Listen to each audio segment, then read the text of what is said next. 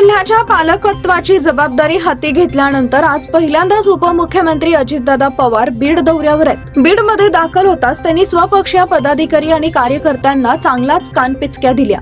त्यानंतर आता भाजप आमदार सुरेश धस आणि राष्ट्रवादीचेच आमदार प्रकाश साळुंखेही आमदार द्वैव अजितदादा यांच्या रडारवर आलेले आहेत। आज पालकमंत्री अजितदादा यांच्या उपस्थितीत बीड जिल्हा नियोजन समितीची बैठक होणार आहे। या बैठकीच्या एक दिवस आधीच शासनाने नियोजन समितीच्या नामनिर्देशित सदस्यांची नियुक्ती केली। मात्र मंत्री धनंजय मुंडे यांचे कट्टर राजकीय विरोधक आमदार धस यांना सरकारकडूनच धक्का देण्यात आला।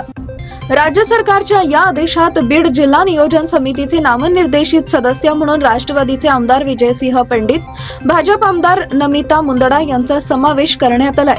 मात्र त्याच वेळी राष्ट्रवादी काँग्रेसचे माजलगावचे आमदार प्रकाश साळुंखे आणि आष्टीचे भाजप आमदार धस यांना मात्र डावलण्यात आले।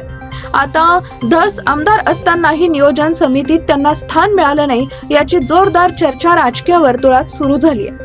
मसाजोगचे सरपंच संतोष देशमुख यांच्या हत्या प्रकरणी आमदार धस यांनी आरोपांचा धुरळा उडवून दिला। यातच त्यांनी मंत्री मुंडे यांच्या राजीनाम्याची मागणीही लावून धरली होती। यानंतर राष्ट्रवादीचे आमदार सोळंके यांनीही मुंडेंना चांगलेच धारेवर धरले होते।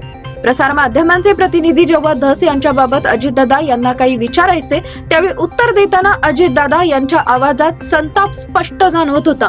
धस काय बोलतात याचं मला काहीच देणं घेणं नाही असं अजितदादा म्हणाले होते।